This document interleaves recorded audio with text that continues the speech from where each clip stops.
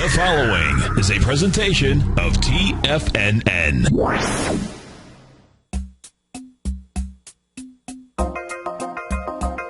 Live at TFNN, the Power Trading Hour, with your host, David White. Call now, toll free at 1-877-927-6648. Internationally at 727-445-1044. Now, David White.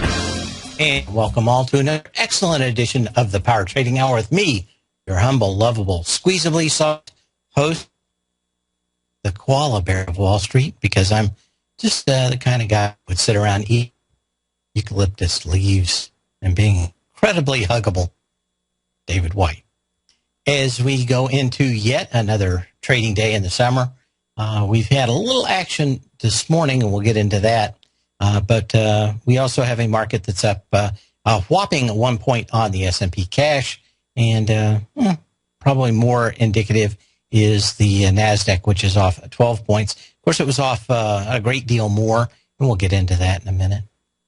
But 1.5 billion shares on the consolidated New York Stock Exchange tape as we start the show. So that means that we've got basically volume at vapor levels. This is the kind of stuff that you used to see, I'd say, the last week or two of August, when everybody on Wall Street was in the Hamptons or off on vacation before school would start. School starts a lot earlier now. Last 15 years, there's probably about another 20 days of school that there wasn't before. I can remember that we didn't go to school until we came back from Labor Day, and we left a couple of days and got out a couple of days before Memorial Day. And maybe that was a thing where I grew up, but I always liked it because you had more than a day or two to get ready, get a little extra sleep before you headed on off for the road trip for Memorial Day.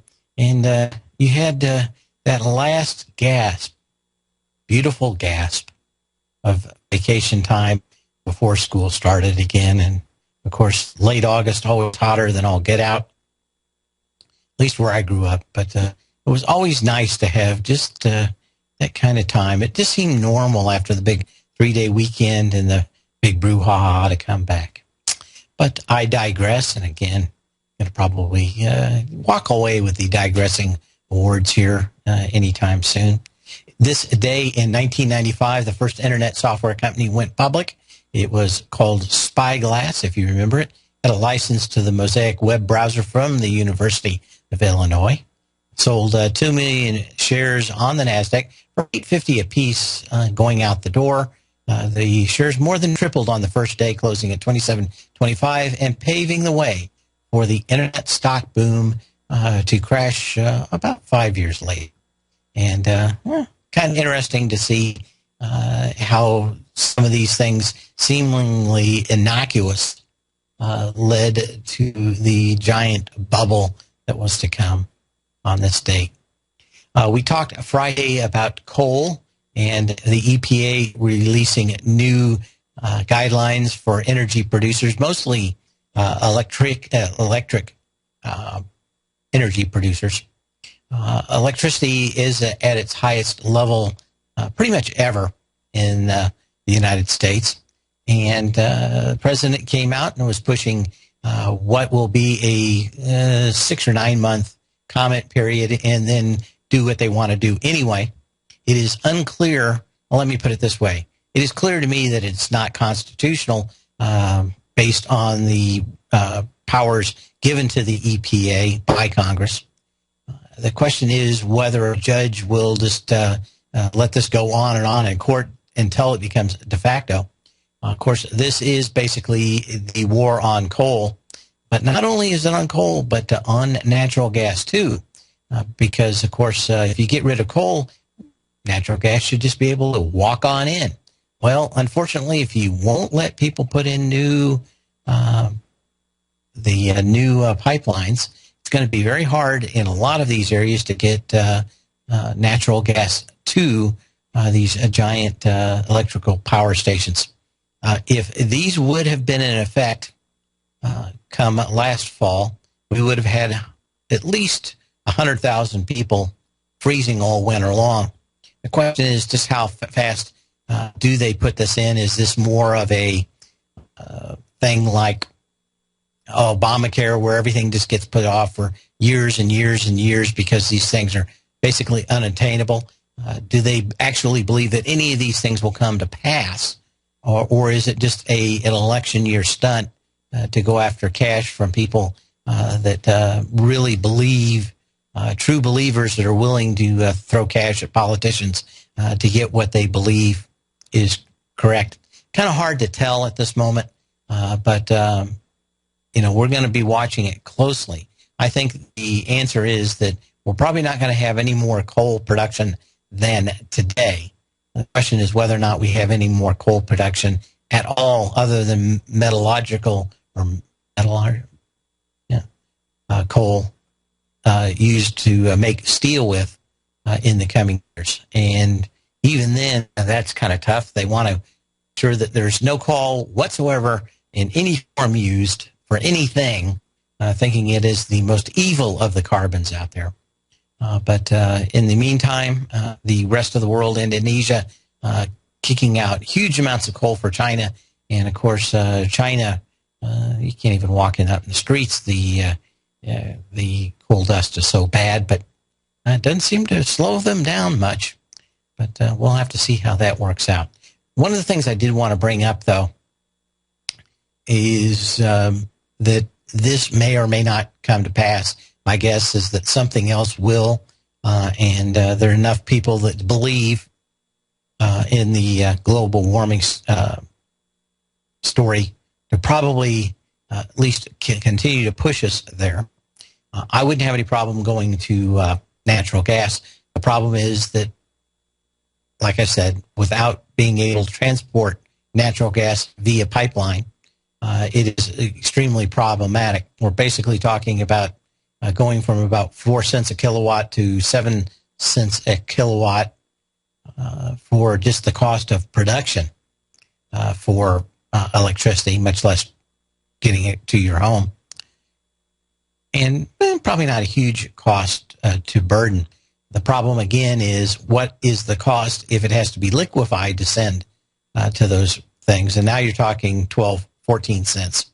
And that is the choke point where it is problematic to think that any of these things go through. Would they really let 100,000 or a couple 100,000 people freeze because they didn't want to allow pipelines to take natural gas to where it eventually is going to need to go? But it's kind of interesting, and I actually, with a market that's basically flat here today, I wanted to get in on some of the things that I think about when I don't want to get into what's known as stinking thinking. That is, stuck on one idea and one idea and had it move along. There is I've got this clip here that I wanted to play because I've heard it again this morning, and I want to play it out here just a little bit. Hopefully I've got it. Well, here's Dr. Paul Willis, Director of the RI Oz in Adelaide.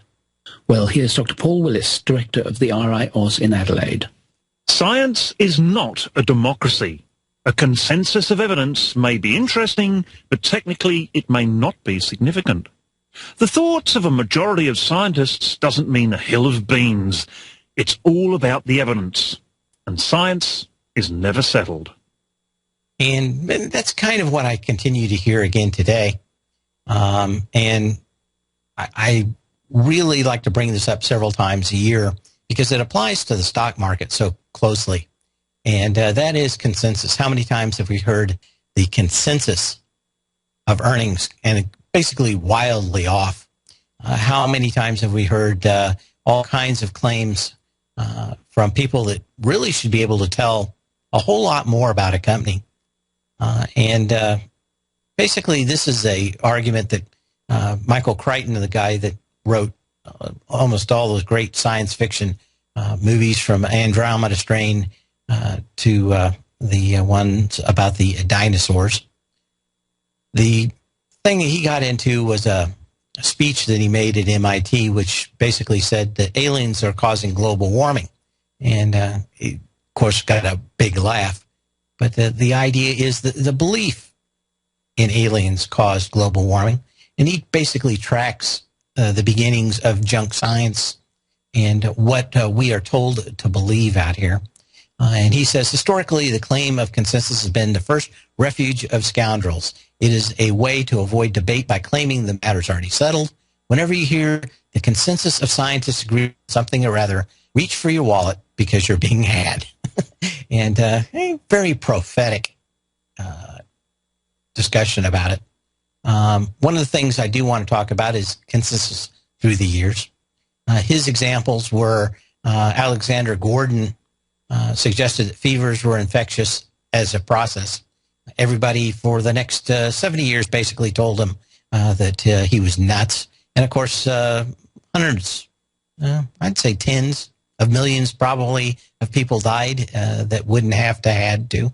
In 1843, Wendell Holmes claimed puerperal fever was contagious. And, of course, everybody laughed at him for another 50 years, although the science pointed it out, and no one wanted to hear it at the time.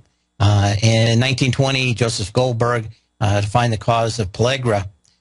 Goldberg concluded it was a diet was the crucial factor, and mostly in the South. And, of course, since he was Jewish, they said, man, you're pretty stupid. And, of course, about 7-8 years later, he went and actually proved it, but it didn't matter. It was the consensus of scientists and other people in that field, mostly around health issues, because so many people died to prove that the scientists were wrong, is at my point. In 1993, the EPA said secondhand smoke was killing 3,000 people a year. In 1998, the federal judge held that the EPA had acted improperly, had committed to a conclusion before the research had begun, and disregarded the information and made findings on a selective information. Last year, we found out that the real long-term studies that were done about airline stewardesses and other people that worked in restaurants where people smoked find out that the amount of people that got lung cancer through secondhand smoke was somewhere between 30 and 50 people a year. So we continue to always have people wanting to lie to us just about anything. Normally, it is some kind of consensus. Doesn't matter where it is. And, of course, the ends justify the means. Anyway, we're going to get back to a little bit about this, but one of the things that he said was, nobody says the consensus of scientists agree that E equals MC squared. They never say it is the consensus. When something's really true, you don't have to fight about it. Anyway, we'll be back in a minute.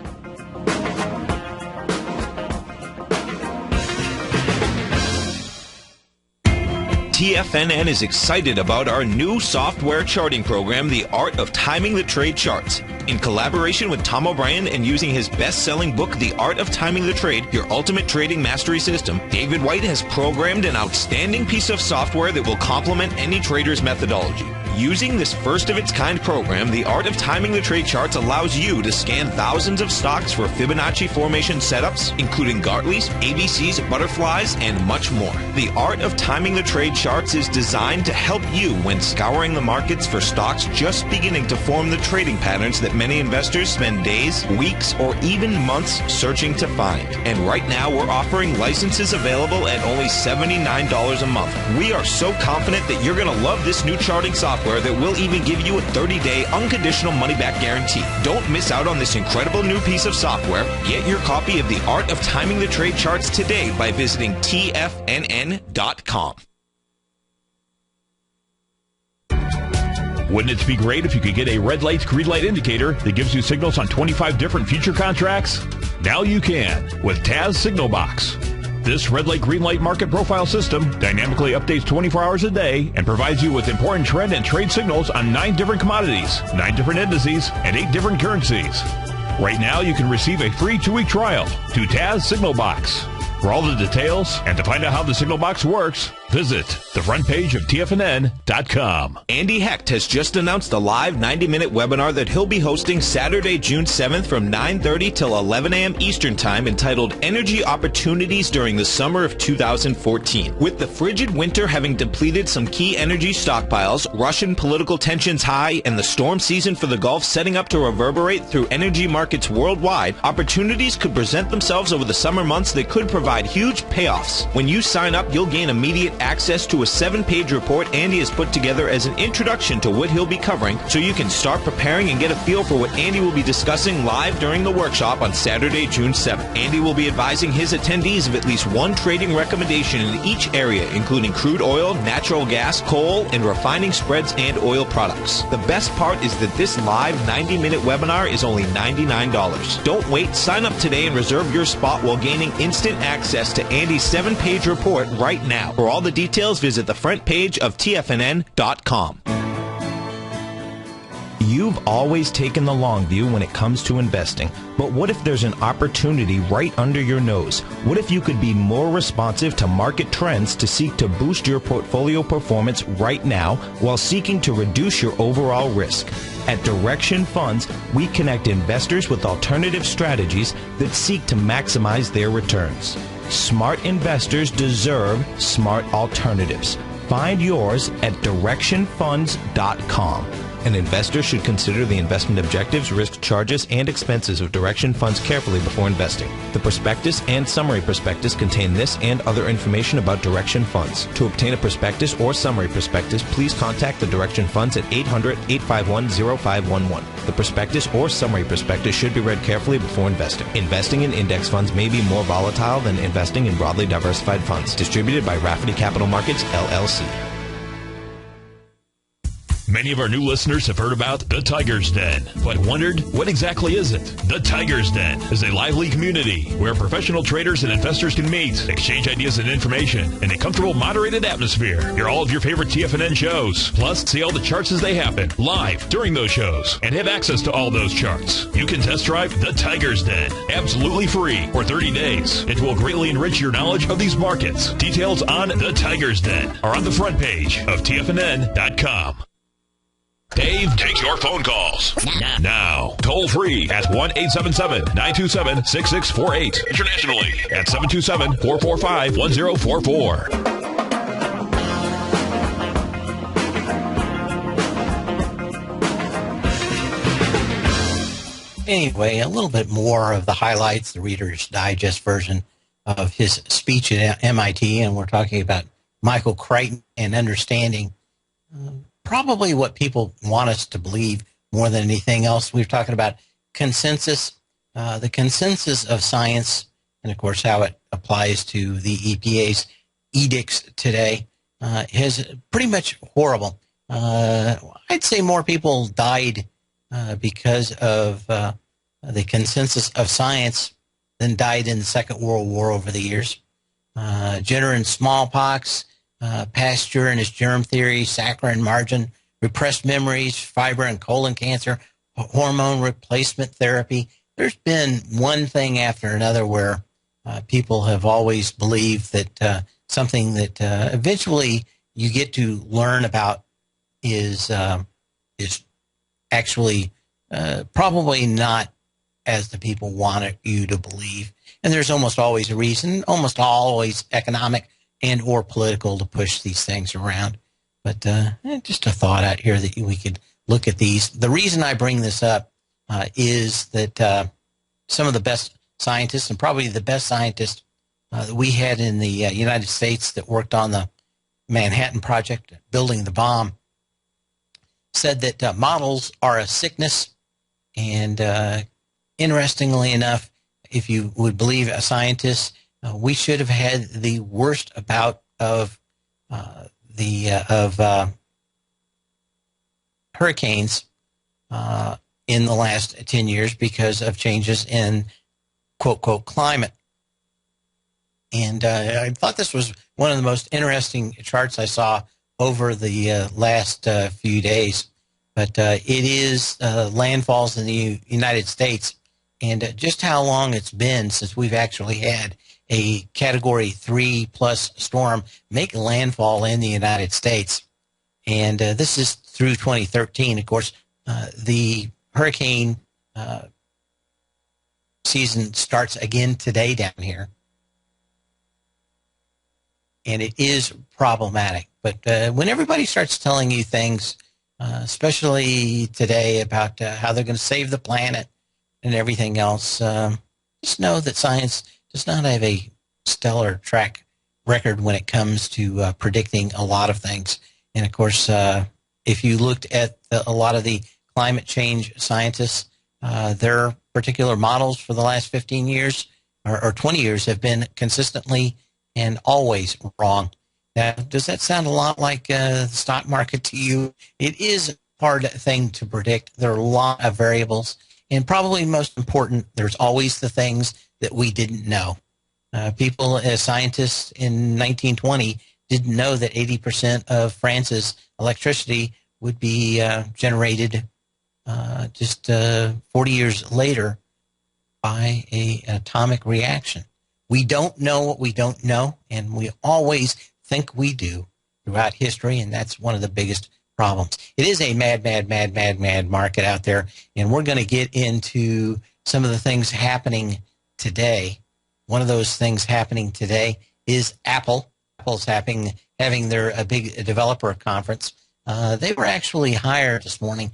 It had been kind of driven up. I'm going to add that here.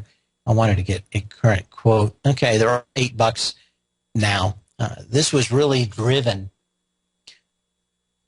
by a great deal of speculation that Apple, I don't know who started it, that Apple would be showing new products today. This is almost incredibly from the live blogging I'm reading during breaks today.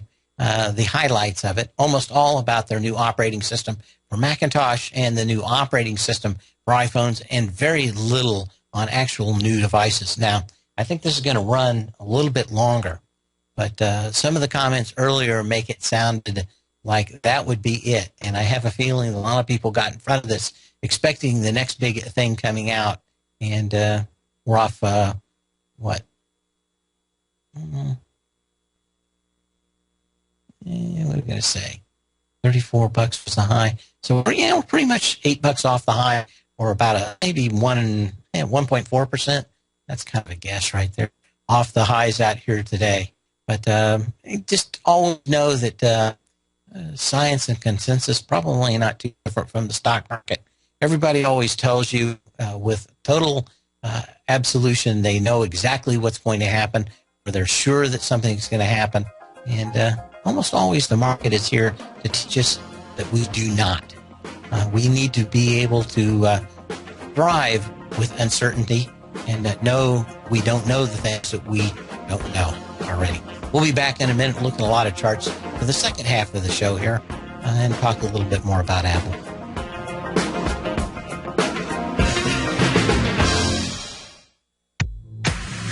If you're an active trader looking for that extra edge when it comes to trading and investments, then now is a great time to get a 2-week free trial to Tom O'Brien's daily market letter, Market Insights.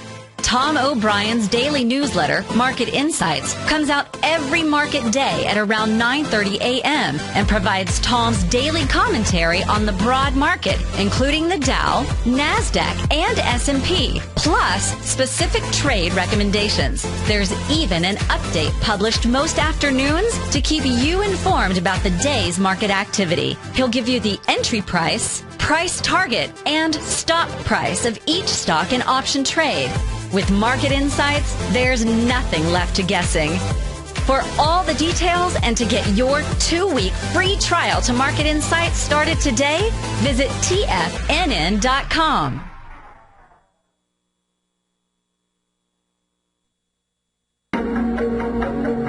Has the current market volatility continued to stop you out of trades when the market spikes against you?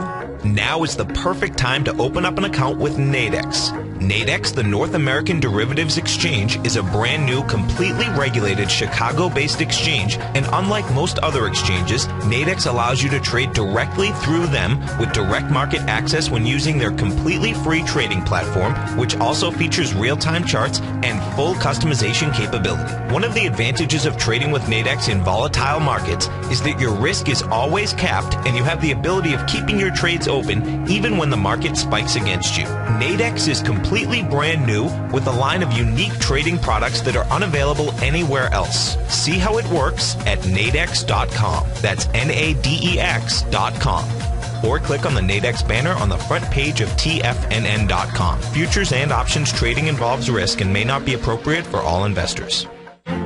The Path of Least Resistance is David White's daily trading newsletter, and if you're looking for active trading ideas, then now's a perfect time for a 30-day free trial to this powerful daily trading advisory service. David uses his years of trading experience to offer his subscribers his trading ideas each morning in his Path of Least Resistance newsletter. Using a combination of equity trades along with options, David keeps his subscribers up to date with all pertinent market information with intraday afternoon updates when warranted. Don't miss out on this great chance to get a 30-day free trial to David's daily newsletter, The Path of Least Resistance, with no obligation to pay anything. David has been delivering solid recommendations for his subscribers recently, and if you'd like to see the type of newsletter he delivers every morning, then visit the front page of TFNN and you'll find The Path of Least Resistance under Trading Newsletters. For all the details and to start your 30-day free trial today, log on to TFNN.com now.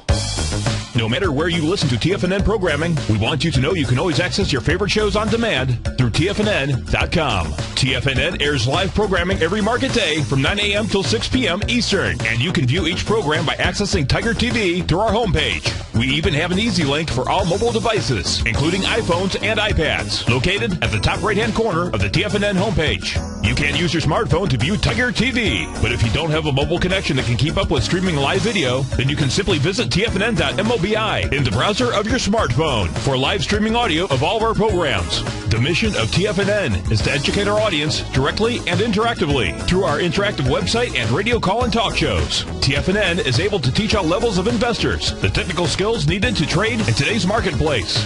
In order to get the best information possible, TFNN has assembled the most respected financial minds in the country to provide the most current news and comprehensive advice available. TFNN.com. Educating investors. This segment is brought to you by Harmony Gold. For more information, just click the Harmony Gold banner on the front page of TFNN.com.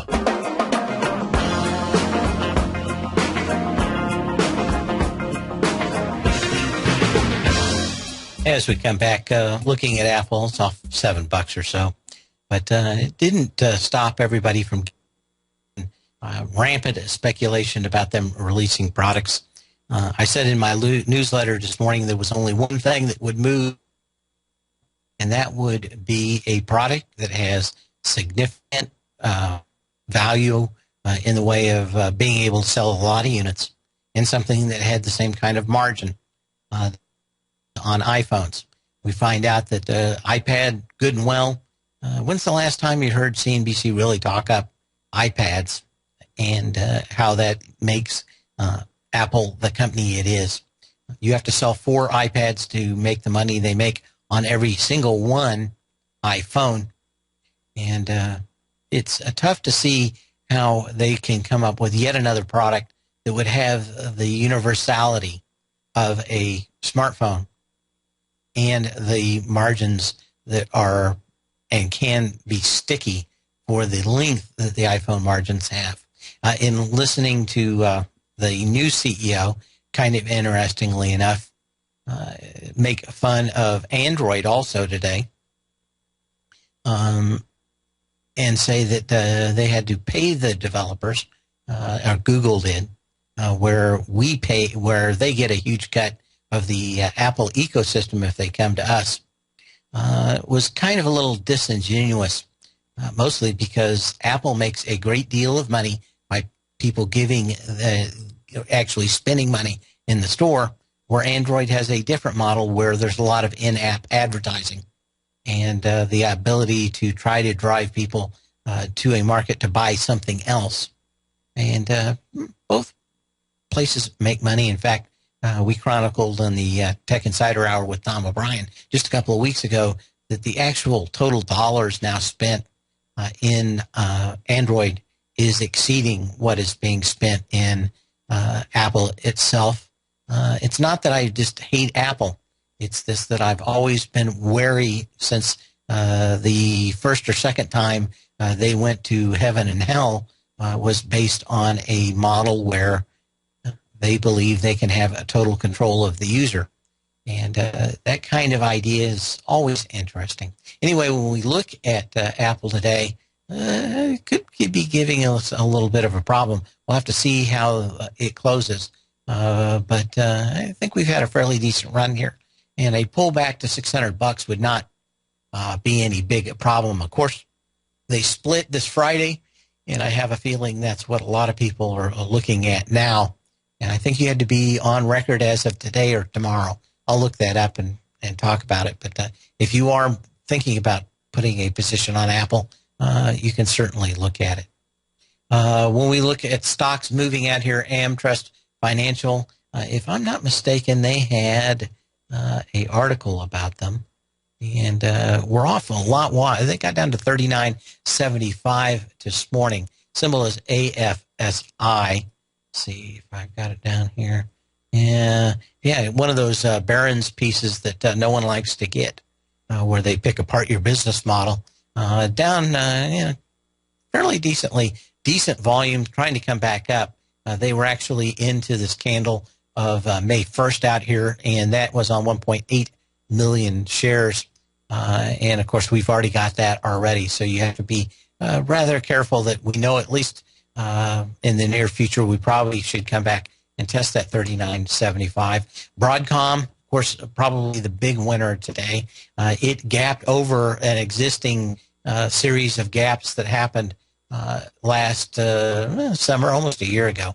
And on July 16th, this thing started heading down to a huge volume day down where we saw 73 million shares in one day on a big down day gap back on the 24th. So this thing's been slowly coming back up here. They ran it over these gaps again. And, of course, this is all about a quote, strategic deal. And that is that they're hiring somebody to try to sell them. And that was enough to shake out a lot of shorts out here today. It did go to 36.05. Probably going to come back into this gap somewhere, I imagine. And as long as this thing's for sale, probably going to keep the stock price up for a while. The question is, would someone buy Broadcom with Qualcomm having such a definitive lead right now? Broadcom does make some chips, but the most expensive chip normally for flagship products like Samsung's Galaxy 5s and the iPhone 5 and what will be the 6 is most likely a Qualcomm chip. Now, that's because that chip will work with every kind of wireless system around the globe, CDMA and GMA, both major systems, plus the system in China. And that new chip is making Qualcomm a great deal of money. Broadcom does not have the universal chip that works everywhere on everything. And, of course, that's what Apple wants. That's what Samsung, to a lesser degree, wants. They'll make multiple versions. But, of course, the big thing is to get into Apple's ecosystem. And Broadcom just hadn't done that. Question would be something like, would Apple go out and buy Broadcom? Or is Broadcom going to be snapped up by somebody else in this area? And it's just hard to figure out who would be buying Broadcom. If it's Apple, do they really need them? The answer is probably no. Would Google buy them? I doubt it. They don't want to be in hardware. It's just left to me to figure out who would be buying Broadcom. But certainly a nice pop out here, but I think a little of the dew is kind of evaporated off the flower this morning. Okay, Express Scripts, and see, catch my notes here on this thing. But I'm trying to remember what it had. Downgraded to market perform from outperform at Cowen, lowered the target to $77. And of course, no one wanted to hear that. It was off 3% earlier this morning, and in fact, even more than that. Some of these stocks have come back up and started to rally a little, but this did not have what I would call a very strong movement. Another one of these that had gap down on heavy volume, that was to $64.64, and that was on the April 30th. And my guess is that we'll probably quickly see another test of that 64 fairly quickly, or at least get into that candle. And that would take you to 66.50, just kind of probably halfway into that high volume down day that we saw on the 30th of April. IBN is another mover out here. India stocks moving very strongly. This one had a little gap up. I've been watching it kind of toy with trying to break out. You really need about 4 million shares or more, and not good that we're seeing ICICI, and its ticker symbol's IBN, up here on a low volume gap. But just a huge move in a lot of Asian stocks overnight, and that translated into that, but certainly no volume, at least on this side of the pond. IEP, multiple news sources reporting that Carl Icahn has been implicated in insider trading investigation. Icahn has denied any wrongdoing. This is, of course, Icahn Enterprises. And I guess maybe we can talk a little bit about that.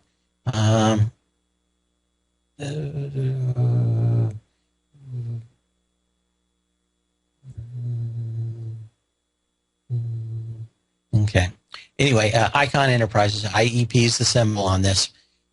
Kind of interesting that we had a lot of volume in this here today. But more interesting to me is the Justice and FBI deciding to go out and making this investigation public. If you haven't heard about it, basically they're saying Mickelson and a gambler from Las Vegas and Carl Icahn were all in cahoots with the Clorox move. And it was, I remember that in 2011, it was a huge deal at the time just because everybody was buying 40,000 puts that expired on a Friday. And I think this was on a Monday or a Tuesday, and Thursday the buyout offer of Icahn came through and the stock skyrocketed. I forget what it was, 10 or 15 points. But they were buying calls at the time for 10 cents on Monday and sold them for $4 on Friday, and actually exercised them to force people to get the cash out of them. But very interesting idea that now the politics of pushing people around when you can't get any evidence of any true wrongdoing. The question is whether or not Icahn, in fact, if he even did it, ran around, shouted to the moon that I'm going to buy more Clorox, that I'm going to make a buyout offer, if that's illegal at all. Now, if Clorox knew and the head of Clorox started telling people, that would have been one thing. But just like we found out last month in a takeover, if you're outside of the company, you're not an insider and you can't do insider trading. So whether or not Icahn, since he does have his own ETF, was violating any regulations, probably not either. He's a hedge fund. Hedge funds have enormous amount of the ability to say just about anything they want. This isn't a non-hedge fund type product that he has. And interestingly enough, I don't know. It just seems almost a little tacky that the Justice and the FBI would run around making public spectacles when they don't really have apparently a whole lot to back this up with. And it looks to me more interested in putting a black eye on somebody like Carl than doing anything else. And I just don't, kind of hard to understand.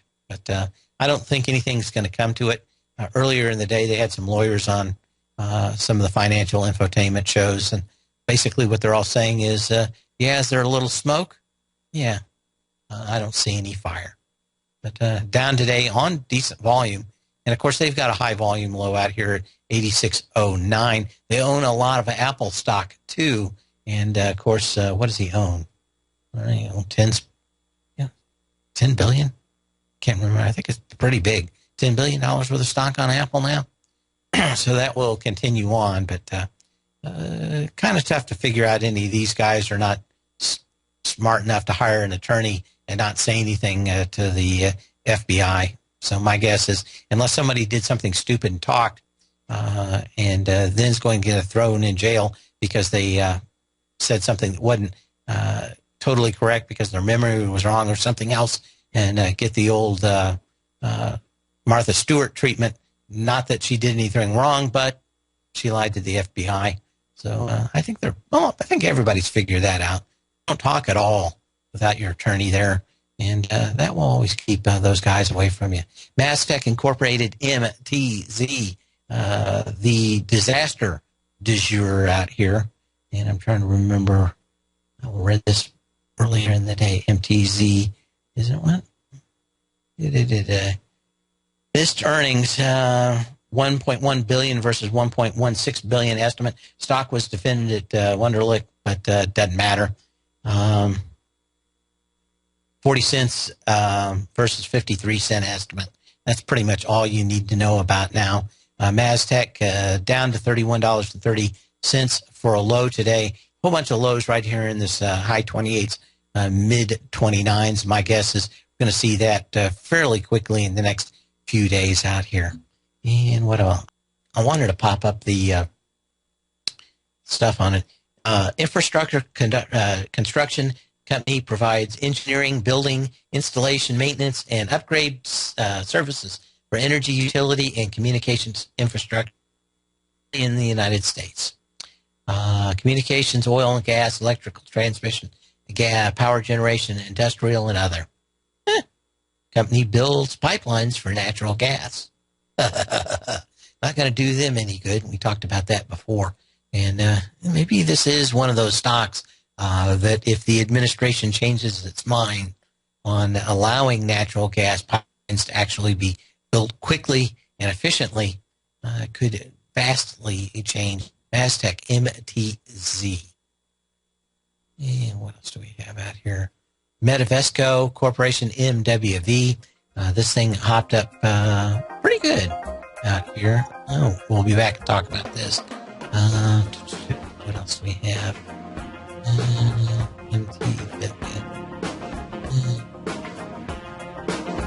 Big hedge fund moving it in. We'll be back in just a minute. You can still have time to give me a call at 877-927-6648.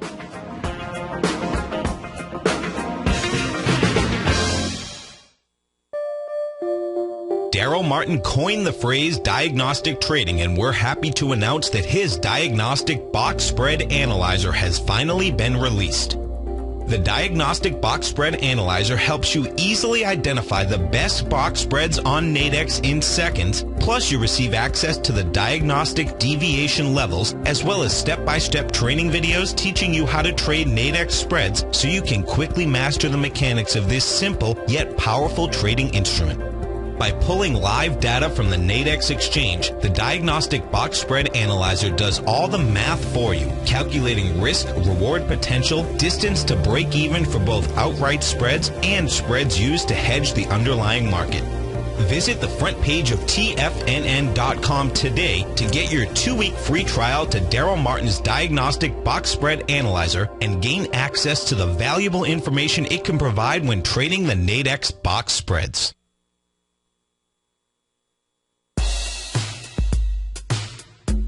Tom O'Brien's weekly gold letter, The Gold Report, gives complete and concise coverage of the entire gold market. Inside, you'll get Tom's commentary on gold, the dollar, the rand, the bond, the XAU, the HUI, and detailed coverage of nearly 25 mining stocks. He'll give you the entry price, price target, and stop price of each stock trade.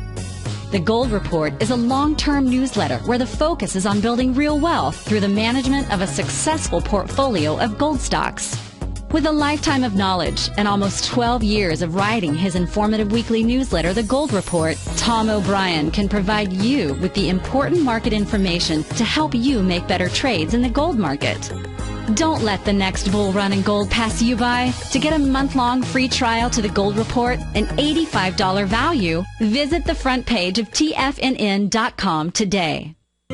David White's newsletter, The Technology Insider, is focused like a laser on finding the next big things in technology. If you had invested only $10,000 in Microsoft in 1986, you'd have been a millionaire by 2000. Disruptive technology like Microsoft's is the key to these massive long-term profits, and the Tech Insider is the vehicle from TFNN to capitalize on these opportunities. This is the go-to newsletter that identifies, monitors, and profits on mostly little-known cutting-edge companies with great long-term prospects. David's experience is as an inventor of Emmy-winning animation products for TV and Hollywood that propelled a company public. Match that with 14 years as a full-time trader, and he's uniquely qualified to guide you through the light-speed world of ever-evolving high-tech. If you're ready to ride the next big technology bull market for less than $40 per month, log on to TFNN.com and get your 2-week free trial to the Technology Insider. Get in on the ground floor of the next big thing today.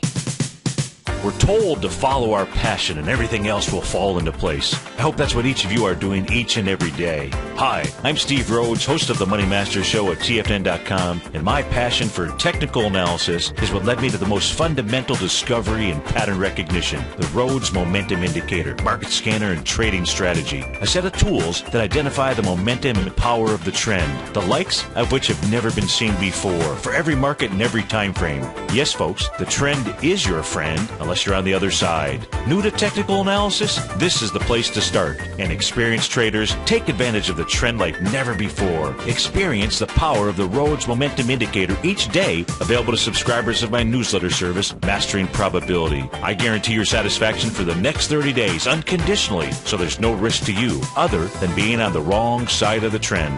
Mastering Probability, available on the homepage of TFNN.com. And folks, live with passion. This segment is brought to you by TFNN. Test drive all the newsletters for free at TFNN.com.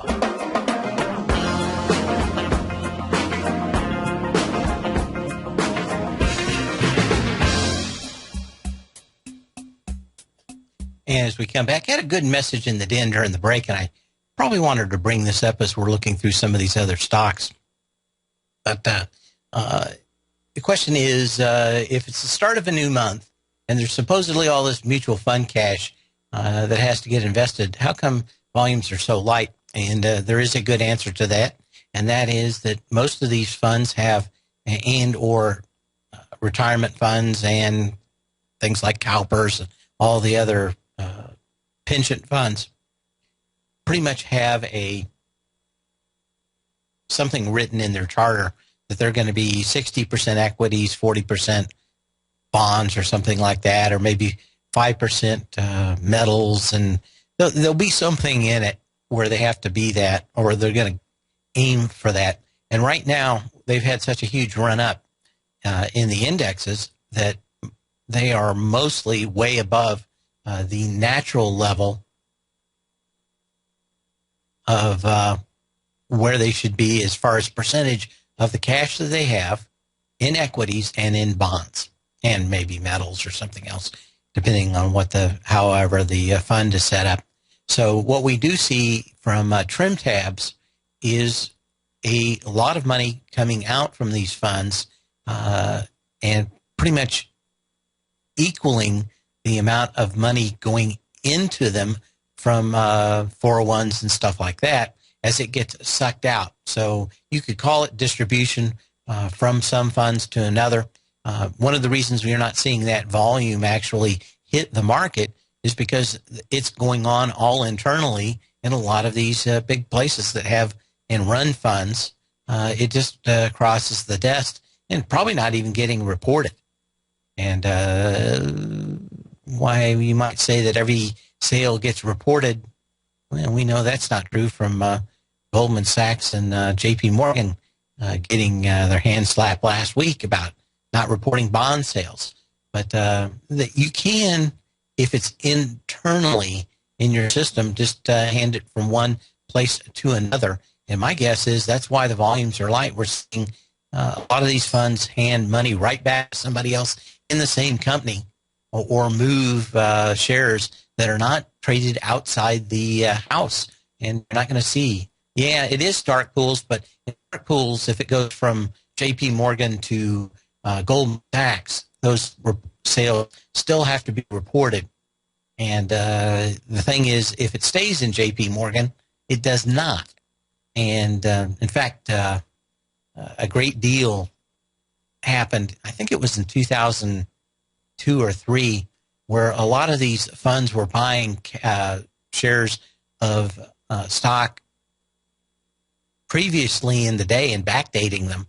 That was like a huge problem. And it wasn't reported because, of course, they did it all internally. That was like 2001, 2, and 3, I think. Right in that range, where we did see basically malfeasance in these big broker dealers handing shares around. The stock really took off after hours because of maybe earnings or something. The company or the fund may have sold 100,000 shares earlier in the day when they really hadn't. They just figured out that the stock took off, so they post-dated a sale earlier in the day out of one of the big funds. And since it didn't have to go anywhere but between desks in the same office, it just kind of went away. So I think that could be a lot of it.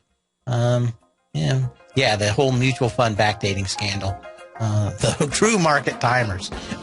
Since we know the way this thing's going to end up, we'll just take their money anyway. And there's kind of part of that in it. Anyway, we'll see you tomorrow. Hopefully this market's going to get moving. Still, volume is light, 1.75 billion shares, so not much happening so far today. See you tomorrow, same bat channel, same bat time. Since 1984, Basil Chapman has been using the Chapman Wave methodology to advise traders of his expert market opinion. While originally hand-drawing charts from the late 1970s into the 1980s, Basil noticed that prices under most circumstances virtually always had a certain number of legs to the upside before declining sharply. Later, Basil found that computer software, which included the standard market technical indicators, enhanced the degree of accuracy in calling price turns, as well as market trend calls. Thus was born the Chapman Wave sequence. Using the Chapman Wave methodology along with other indicators, Basil Chapman advises his subscribers of his expert market opinion each market day with his opening call newsletter. Right now, you can get a 2-week free trial to the opening call, Basil's daily trading newsletter, by visiting the front page of TFNN.com. Cancel at any time during that trial and pay absolutely nothing. Get your 2-week free trial to Basil's newsletter, The Opening Call, today by visiting TFNN.com.